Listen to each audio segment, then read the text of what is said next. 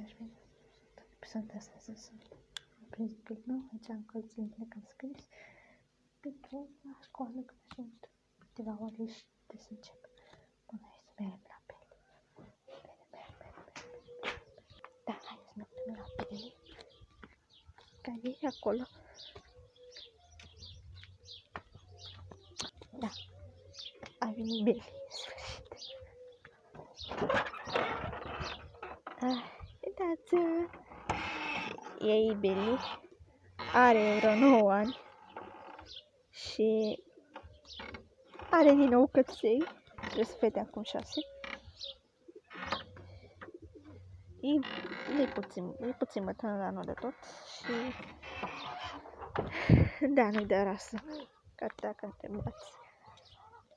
Da, are ceva în comun cu câinele șoricar și cred că e posibil să fie câine șoricar. Că am găsit-o pe câmp împreună cu surorile ei, ale 3, ale 2, din păcate, au murit. Una a murit acum 3 ani și una a murit acum o lună.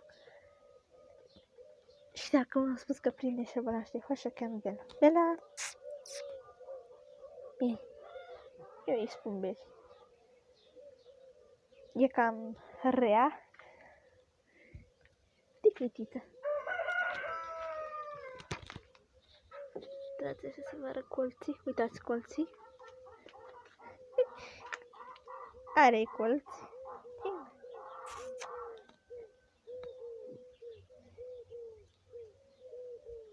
Știați cum face cu coada.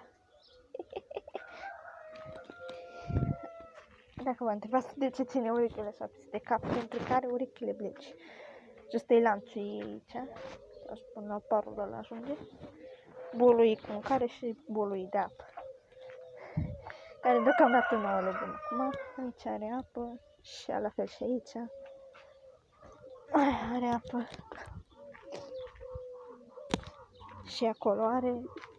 Și acolo. Da. Hai, Beli!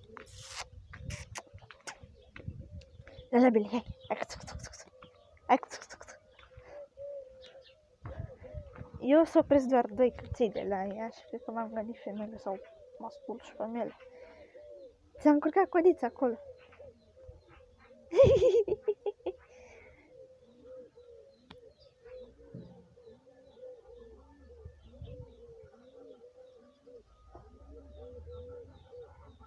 Are coada un fel de colac covrig. Colac. Are un fel de coadă covrig.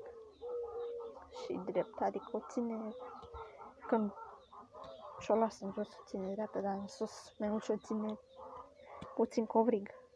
Cam gen. Cam așa și-o ține.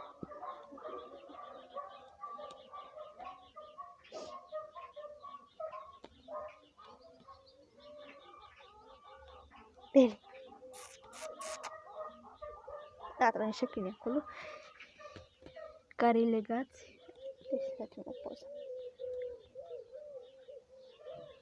Günther! Ce faci acolo? Ce faci, Günther?